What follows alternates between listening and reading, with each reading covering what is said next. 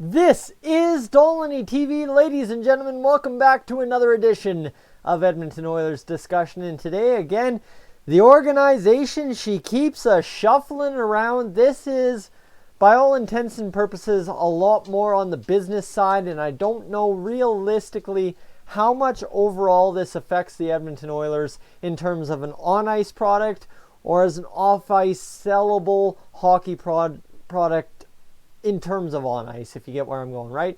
The on ice isn't much affected by this, whether it be Ken Holland, the head coach Dave Tippett, Connor McDavid, and the boys on the ice. It's not a big move overall for this side of the OEG, the Oilers Entertainment Group. However, Bob Nicholson being named chairman of the Edmonton Oilers Hockey Club. Hold on, let me get the actual tweet here. I want to make sure I get the wording very right for you on this one.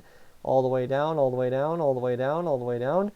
Oilers Entertainment Group announces Bob Nicholson has assumed the new role of chairman, Edmonton Oilers Hockey Club, while Tom Anselmi, I'm hoping I'm getting that right. I haven't had a chance to listen to his interviews yet, but I'm just trying to get to this so as I can watch the Toronto Raptors play for the NBA championship. Tom Anselmi is hired as President of Business Operations and Chief Operating Officer. So, Tom Anselmi been spending the last 17 years with the MLSE, the Toronto Maple Leafs, the Toronto Raptors, all that, the whole creation of what has become a national sensation in Jurassic Park. That's a big credit to him. A big credit, of course, is the development of the ACC. I think I also read in another article that he's got a background in the Toronto Blue Jays, building Rogers Center, Skydome back in the day. So there's a lot of business operation, building management, district management from a guy like Tom Anselmi.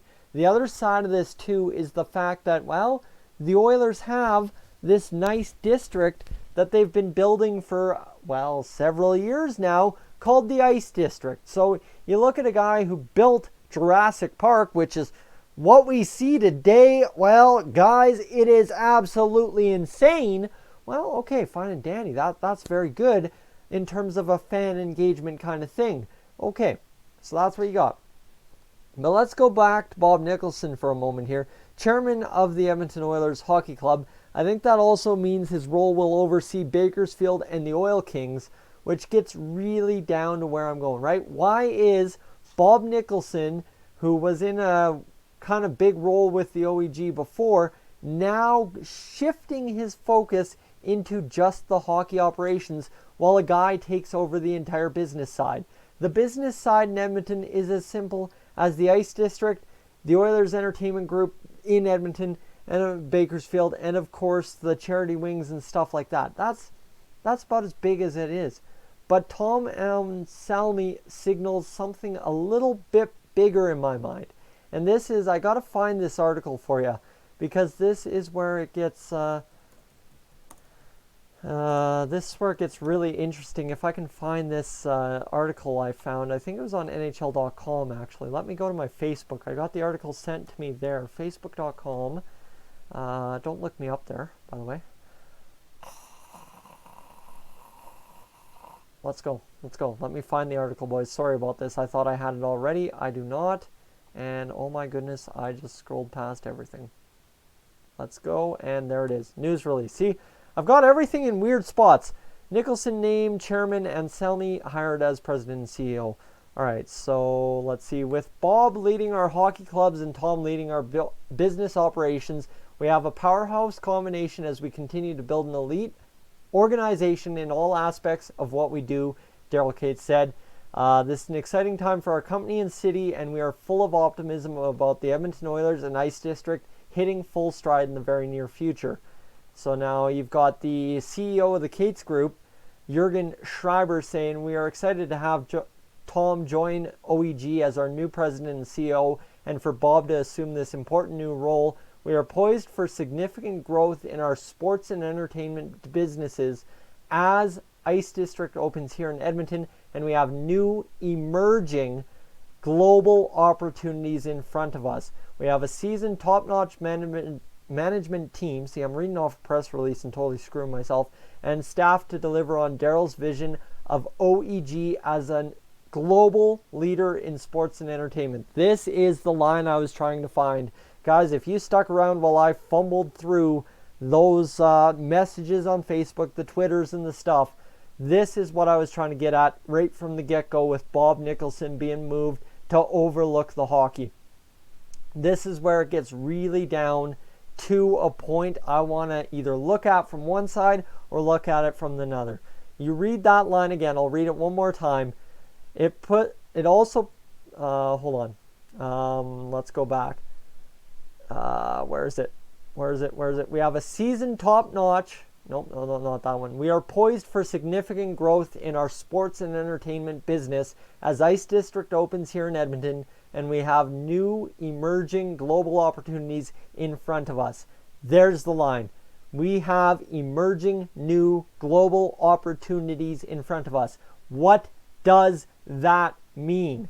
And this is where I get into what you've probably seen in the title of the video. Are the Edmonton Oilers about to go global? Or is it a larger aspect of the NHL going global?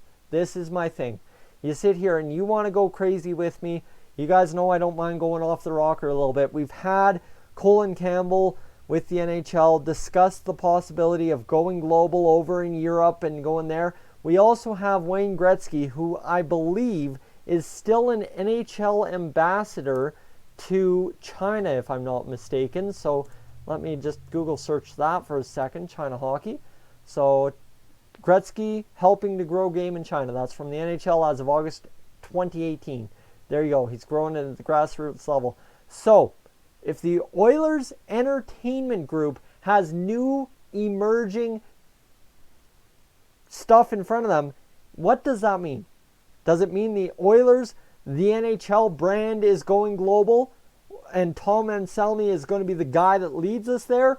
Or is it more specifically that we're bringing in another pro sports team to Edmonton from the global look of things, right? Are we looking at maybe an NBA team 10 years down the road, right? Tom Anselmi mixed in with the Toronto Raptors. You'll look at it. Obviously, are you looking at maybe an MLB team coming to Edmonton? God, why would you? But there's possibilities there. Growing a global game, which obviously MLB and NBA are. Or is the MLS coming to Edmonton, right? Look at that possibility. Tom Anselmi, again, MLSE, Toronto FC. Those are some of the more reasonable ones. But the one I look at as an outlier idea that might just crack the code to why Bob Nicholson was shuffled where he was and Tom Anselmi brought in to do what he is to do with Ice District first and then the global aspect in the background. What if this is a move for the Oilers to buy an international farm team? Crazy sounding, but if the NHL is already toying with the idea of expansion to Europe, I don't think the NHL would specifically start with expanding an NHL team to Europe. I think that's a little outlandish. I mean, that's 20, 25 years down the road at the earliest, in my opinion. Maybe 15. You can argue your number, and I welcome that.